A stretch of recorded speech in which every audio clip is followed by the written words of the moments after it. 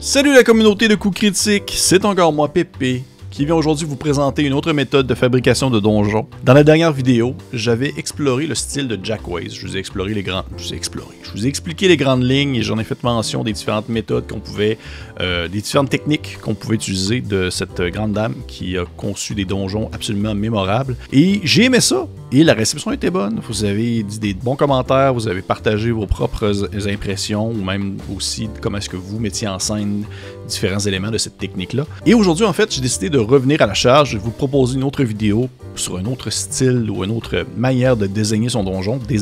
Désigner, je déteste ça. Concevoir. Comment concevoir votre donjon. Et cette fois-ci, alors que Jack Ways, c'était très technique, on va aller dans quelque chose de un peu plus simple. Quelque chose que vous avez peut-être déjà fait vous-même à la maison, que peut-être que vous faites présentement, sans nécessairement le savoir, ou peut-être même que vous le savez et vous vous en foutez de mettre une étiquette sur un terme ou sur un concept, et c'est absolument bien correct. Il s'agit, et je vais le dire en anglais pour commencer, la méthode du 5 Rooms Dungeon, ou en français, comme j'aime le dire, la méthode des 5 pièces. Qu'est-ce que la méthode des 5 pièces? Eh bien, c'est beaucoup de choses. Mais les donjons à 5 pièces ne sont pas que des donjons. C'est ça un peu la prémisse qu'il faut garder en tête. C'est oui, la possibilité d'utiliser la méthode des 5 pièces pour créer en fait un donjon, mais c'est une technique qui peut être transposée à d'autres manières de faire afin de concevoir une histoire, de créer une intrigue, même à la limite une chase, une poursuite entre des personnages ou un déroulement d'une situation précise. C'est plus un cadre à respecter. 5 choses à faire, qui est comme un peu le chiffre magique en quelque sorte. Et je vais peut-être faire une autre vidéo une autre fois sur un autre sujet qui reprend ce concept-là, des 5 rooms, mais qui l'adapte plutôt à les 5 parties d'une intrigue, par exemple. Mais pour aujourd'hui, on va s'attarder au donjon à 5 pièces ou la méthode des 5 pièces, le 5 Room Dungeon, qui est un modèle qui permet de construire en fait un donjon rapidement, en 5 étapes simples, et que c'est juste le fait d'avoir pensé à ça et d'avoir conçu selon cette méthode-là, selon les manières de faire, ça permet d'avoir tout de même un endroit qui demeure assez complet, qui peut remplir le temps d'une soirée, je dirais, une aventure ou même peut-être même une quête secondaire que vous n'avez pas nécessairement pensé pour votre campagne actuelle. Vous ne savez pas que les joueurs allaient vers là, et là vous concevez un peu rapidement un donjon à 5 pièces, et ça fait amplement la job. On s'entend? 5 pièces, ça va pas vous faire une campagne complète qui va durer comme des années à venir, à la manière de genre, je sais pas, d'une grande fresque épique d'un jeu de rôle quelconque. Mais on s'entend, c'est pour pouvoir offrir quelque chose de rapide, de court, mais quand même efficace et complet. Qui dit 5 pièces, dit 5 types de pièces. Et là, c'est là où est-ce que, dans le fond, il y a, en quelque sorte, c'est les 5 facteurs à prendre en considération pour pouvoir, dans le fond, les 5 types de pièces que les joueurs peuvent explorer. Et ensuite, on va voir la configuration des dites pièces afin de découvrir les différentes possibilités de création. Donc, vous allez voir, apparaître à côté de moi. Merci aux personnes qui font le montage, d'ailleurs, c'est super apprécié, je vous aime d'amour. Les 5 choses. Les 5, en fait, éléments à prendre en considération. Le premier étant l'entrée. L'entrée qui a généralement un gardien ou une difficulté ou quelque chose. Il y a une raison pour laquelle le donjon n'a pas nécessairement été pillé auparavant, pourquoi les personnages sont là présentement. Ça peut être un défi, ça peut être un ennemi, ça peut être la justification en fait de l'emplacement, pourquoi est-ce que genre la grotte est super pas trouvable. C'est en fait, en quelque sorte, ce qui va être précoce à l'aventure, capter l'intérêt des joueurs, dynamiser ce moment-là où ils vont s'approcher de l'entrée du donjon, aussi mettre l'emphase sur un peu qu'est-ce qui se trouve autour de celui-ci. C'est ce segment-là, c'est la première partie qui ont dit l'entrée du donjon. En quelque sorte, l'espèce de point de départ qui est important. Par la suite, la configuration du donjon, là, ça peut aller dans plein de sens, ça peut aller dans plein de barres. Il va y avoir tout de même, on va dire, les 4 types d'autres pièces qu'on va s'y trouver, mais vous n'avez pas besoin, dans le fond, de faire suivre le 1, le 2, le 3, le 4, le 5. Ça peut être le 1, 3, 2, 4, 5, 1, 4, 3, 2, 5, bref. Le 1 étant bien sûr l'entrée, et le 5, ben, vous pouvez vous l'imaginer, je vais le mentionner tout à l'heure, mais c'est en quelque sorte la récompense. Deuxième type de pièce, c'est le puzzle ou le défi, ou un défi quelconque, plus narratif, bref, autre chose que du combat. Les personnages sont tout de même assez, on va dire, Ils sont là, ils ont rentré dans le donjon, ils se promènent, ils font des choses. Mais là, c'est le temps de leur mettre, dans le fond, une petite épreuve qui ne peut pas être résolue via un combat, qui peut pas, dans le fond, être une épreuve de force où vous devez tout simplement lancer des dés et dire « Ok, ben j'ai tué le monstre ». Ça permet de briser un peu l'action, ça permet aussi de, tout en gardant un certain rythme, mais ça permet de montrer que les joueurs ne sont pas seulement un paquet de caractéristiques, de statistiques qui ne fait qu'avancer et, dans le fond, taper dans des choses pour finalement accomplir le donjon en soi, puis d'arriver à la fin. Ça peut être, par exemple, justement, un puzzle qui permet de pouvoir rentrer à l'intérieur d'une pièce qui est malheureusement barrée. Ça peut être ça pourrait être par exemple un avertissement, ça peut être même peut-être une énigme, quelque chose comme ça. Ça peut être, ou peut-être même, à la limite, mais ça aussi on va le voir plus loin, ça peut être par exemple quelque chose qui n'est pas nécessairement conçu pour être là précisément, comme par exemple un tunnel secondaire ou peut-être même un trou qui a été creusé dans le sol et qui a été fait par d'autres créatures, autre chose comme ça. Bref, quelque chose qui va être un peu plus narratif, oui, qui va demander tout de même l'utilisation des compétences des joueurs, de leurs différentes caractéristiques, mais qui va aller chercher des petits aspects autres que l'épée bourrée de sang du barbare fâché. Troisième pièce, le contretemps. Et là, c'est là que je trouve que le puzzle peut des fois être un peu interrelié avec le contretemps. Oui, le puzzle, c'est quelque chose qui est conçu dans le donjon, majoritairement parlant, mais le contretemps est quelque chose qui n'a pas nécessairement été prévu ni par les joueurs, ni par les personnes qui ont conçu ce donjon-là. On peut parler par exemple d'une structure qui a été détruite, qui s'est effondrée, qui maintenant bloque le chemin aux joueurs, et ceux-ci doivent la transporter, la déplacer, faire un chemin. Ça peut être par exemple que les joueurs n'avaient pas entrevu, ou pour reprendre mon exemple un peu du puzzle en quelque sorte, on va dire que c'est vraiment plus approprié pour le contretemps, un trou dans le sol ou même un tunnel secondaire qui vient mêler un peu les joueurs sur quoi faire parce que celui-ci a été fait par des créatures qui n'ont absolument rien à faire avec le donjon et qui sont en quelque sorte quelque chose qui ne s'attendait pas à ce qu'il soit présent à ce moment-là. Peut-être même un autre groupe d'aventuriers, ça pourrait être cool. Contretemps, vous tombez face à face avec un autre groupe d'aventuriers qui sont comme on est là aussi pour la même chose, mais il y a juste un ou deux groupes qui va trouver comme la solution à le problème présentement du donjon. C'est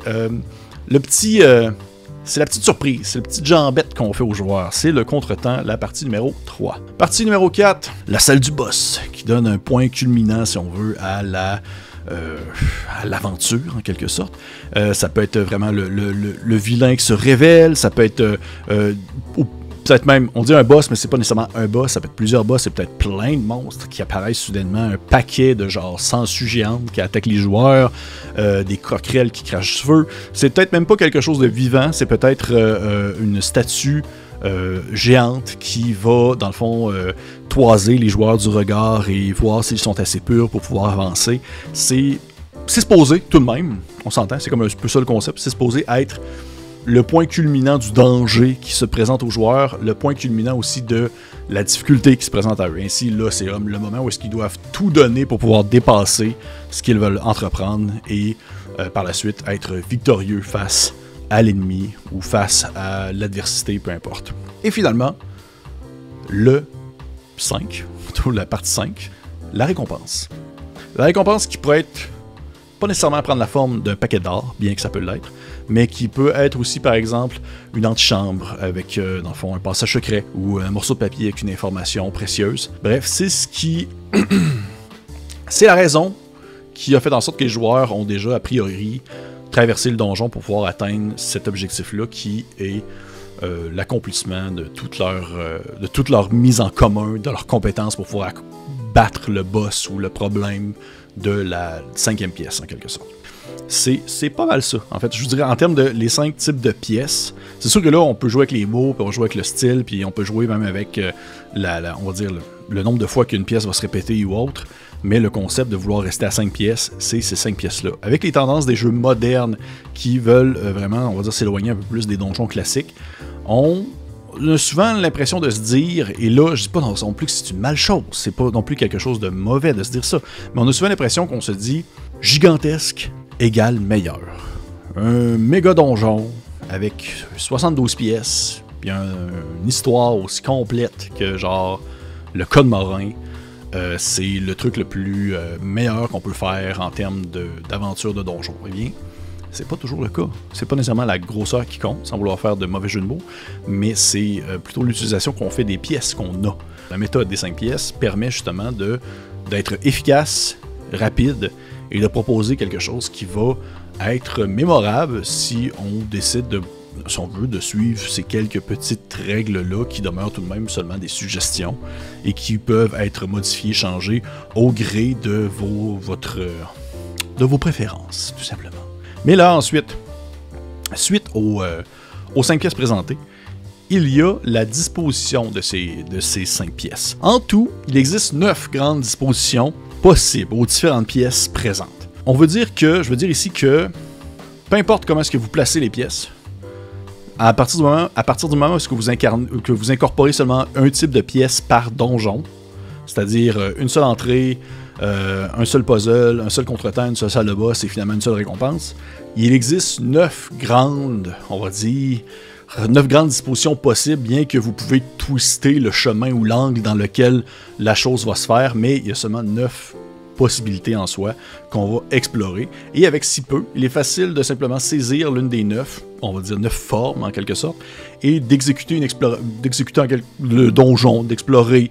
Mais il est facile aussi de changer un peu la disposition de base plusieurs fois jusqu'à ce que l'un de vos joueurs vous dise « Hey, il me semble que ce donjon-là, il ressemble géographiquement au premier donjon que tu nous as fait. » On va regarder ainsi les 9 configurations. Il y a pour commencer le chemin tracé, qui est un chemin tracé. Il commence tout simplement avec l'entrée et une ligne droite. Je vais les passer vite parce que c'est pas nécessairement important, je dirais, de s'attarder. C'est seulement pour vous montrer visuellement à quoi ça ressemble. Il y a l'escargot, qui est un peu un début du chemin tracé, mais qui finalement se termine à la fin par un croisement entre 2 pièces. Vous avez, dans le fond, un chemin croisé, vous avez le choix d'aller à gauche ou à droite, par exemple. Il y a ensuite la flèche, qui fait en sorte que l'entrée est là, et l'entrée vous propose 3 lieux à visiter, dont un de ces 3 lieux-là va mener à un peu plus loin, qui est probablement la récompense, peut-être pas, qui sait si vous voulez surprendre vos joueurs. Il y a ensuite la mule, qui ressemble beaucoup à l'escargot au final. Ressemble beaucoup à l'escargot, on s'entend, mais qui va mettre l'entrée, pas nécessairement à une extrémité, mais plutôt au centre du donjon en soi, et pouvant ici offrir différentes options d'exploration vers l'avant ou vers l'arrière, en ayant bien sûr un endroit où il y a un segment qui se sépare en 2. Il y a ensuite la patte. La patte qui, une de mes préférées que j'aime beaucoup, qui est tout simplement l'entrée du donjon, une pièce. Il y a ensuite 3 possibilités d'avancement, donc une va être un puzzle, l'autre va être la récompense et l'autre va être le boss. Et rendu là, dites-vous pas que c'est coincé là, le boss il peut comme sortir de sa zone puis aller ailleurs, c'est simplement pour vous donner une idée. Nous avons ensuite bien sûr la Vendetta, qui est un peu la forme d'un V, où ça va commencer direct en partant, directement en commençant, il y a un segment qui se divise en 2, et vous pouvez choisir d'aller à gauche ou à droite. La croix, qui a le classique un chemin en haut, chemin en bas, gauche-droite, et l'entrée vraiment au cœur, au centre du donjon. Il y a l'élan, qui est un genre d'orignal. Non, c'est pas vrai. Mais qui a, dans le fond, la possibilité d'ouvrir à gauche ou à droite, mais qui va offrir tout simplement un long chemin à accomplir. Fait que moi, comment est-ce que je vois ça? Celui-là, je l'aime bien parce que je vois la possibilité de, comme, le chemin à droite qui est unique et qui ne se limite qu'à une seule pièce, et peut-être la récompense, mais vous ne pouvez pas la voir, la prendre et partir avec tant que vous n'avez pas nécessairement accompli le long chemin de gauche, tout simplement. Et finalement, la dernière, la 9, qui est la fourche, qui est une autre que j'apprécie beaucoup, où vous commencez, vous avez une pièce, et ensuite vous avez 2 segments qui scindent en 2, et une va vers une pièce unique, alors que l'autre permet d'aller à 2 pièces plus loin, tout simplement. Ça demeure que c'est les 9 manières de configurer votre donjon, et là vous me dites « Ouais, mais non, c'est sûr que si tu places ça là, essayez là, vous allez voir, ça va revenir au final, même si ça ne va pas ressembler à un escargot, que ça ne va pas ressembler à une mule, ça va revenir au final à cette positionnement-là où l'entrée se situe à un endroit et les autres pièces vont se configurer autour afin de donner une forme quelconque selon le gré de votre saveur personnelle, en quelque sorte. Mais il n'y a rien qui vous dit que rendu là, vous devez vous limiter à ça. C'est sûr qu'on s'entend que les règles, ça existe, c'est pas être brisé, dans le sens que il est possible de peut-être inclure une 6e pièce, qui soit comme une pièce comme cachée qui est ouverte via que ce soit la pièce du puzzle ou la pièce de quelque chose d'autre. Une pièce qui est secrète et qui fait en sorte que les joueurs vont vraiment faire le saut parce que les autres ils sont habitués que les petits donjons à 5 pièces, ils en font quand même assez souvent, mais ils commencent à connaître un peu, on va dire, la formule et finalement, hop, surprise, une 6e pièce. Rendu là, c'est à vous de voir qu'est-ce que vous voulez mettre afin de pouvoir rendre le tout un peu plus... donner votre savoir personnel à vos aventures afin de surprendre vos joueurs et peut-être même de vous surprendre vous-même par le même fait. Donc il y a les 9 formes de donjons, plus les 5 types de pièces. On fusionne ça ensemble et ça offre des belles possibilités créatives. Là, je vais vous donner un seul exemple. Vous allez voir ici, ça apparaît. Bloup! C'est la chambre funéraire des géants de High Level Game, qui est un site internet qui ont déjà abordé le concept des 5 pièces de donjon assez souvent. L'exemple qui est donné, ce qui est intéressant, c'est que eux, ils l'ont écrit, mais ils l'ont pas nécessairement mis en visuel. L'exemple est là, mais ils n'ont pas dit, dans le fond, ça prenait quelle forme. Donc, je me suis moi-même occupé à faire comme, je vais prendre tel type de forme de donjon à 5 pièces, puis ça va être ça. Fait que là, vous voyez que ici, si vous voyez bien, j'ai pris la forme de la fourche, qui est comme le numéro 9, le dernier que j'ai abordé. Ça commence ainsi. Le E, qui est l'entrée, c'est un étang froid, presque congelé, peut-être gelé même, sur le dessus d'une montagne, dans un endroit où il n'y a rien d'autre que la neige. Vous devez vous submerger à l'intérieur de celui-ci afin de pouvoir atteindre finalement une pièce, une caverne souterraine, où vous débouchez à C. C qui est le contretemps, qui est en fait ici une gigantesque pièce, ou plutôt des portes qui ont comme été fusionnées un peu avec la pierre, avec le temps, et qui, par la vieillesse de l'endroit, a créé, dans le fond, des débris et même presque un éboulement qui a causé un blocage qui fait en sorte que vous ne pouvez pas avancer. Fait que là, c'est rendu le classique. OK, on va comme tasser les pierres pour pouvoir frayer un passage, mais faire attention pour pas que ça s'écroule sur nos têtes. Et là, le petit coin, le petit bout que j'ai trouvé intéressant, c'est en utilisant la fourche, j'ai scindé en deux. Scindé en deux ici. Fait que vous pouvez soit aller à gauche, c'est-à-dire vers le boss, ou l'antagoniste, on s'entend, ou soit aller vers la droite, qui est le puzzle. Fait que si vous allez à gauche pour le boss ou l'antagoniste final, vous trouvez une fée. En fait, une fée qui est enfermée ici depuis très très très longtemps et qui recherche vengeance auprès des géants pour X raisons que je n'ai pas développées parce que c'est un exemple. Et elle va en fait vous encourager à accomplir ce que vous devez faire, mais pas nécessairement dans le bon but, mais plutôt dans le but de peut-être voler tout simplement des richesses aux géants, alors que vous êtes venu ici afin de récupérer une épée ancestrale qui appartenait autrefois à un grand géant qui a combattu aux côtés de votre ancêtre. Et la fée, oui, elle va vous encourager, mais elle le fait pour le bien, elle le fait pour le mal, et éventuellement elle va vous trahir d'une manière ou d'une autre. Fait que vous voyez ici la twist, c'est que j'ai pas nécessairement incorporé un boss qui va immédiatement attaquer les joueurs, mais bien plutôt quelqu'un de mauvais, quelqu'un de méchant qui veut du pas bon, mais qui va aider les joueurs, peut-être au début, peut-être même les corrompre pour autre chose, dans le but d'accomplir son objectif qui est péjoratif au final.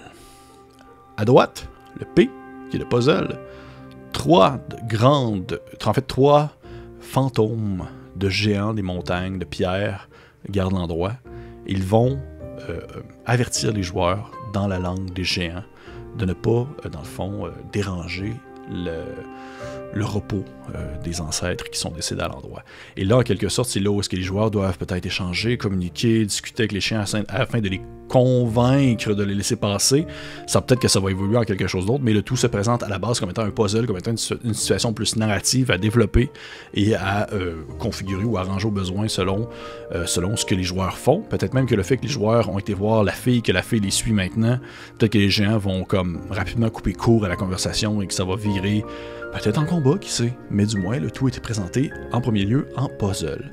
Et finalement, la récompense, la fameuse épée, qui contient en fait l'esprit d'un fantôme ou peut-être même d'un être cosmique, peu importe, en lien avec les géants, qui a des capacités particulières et qui permet de pouvoir communiquer avec les fantômes des géants d'antan. Bref, là, pourquoi est-ce que vous êtes venu jusqu'à ici, pourquoi est-ce que vous avez traversé déjà l'espèce de le pond, l'étang d'eau qui était complètement congelé, le contretemps qui était des pierres qui étaient tombées devant vous, la fée qui vous essaie de vous convaincre de faire des choses pas fines, les fantômes des géants, finalement, ce pourquoi vous êtes venu, la récompense, l'épée.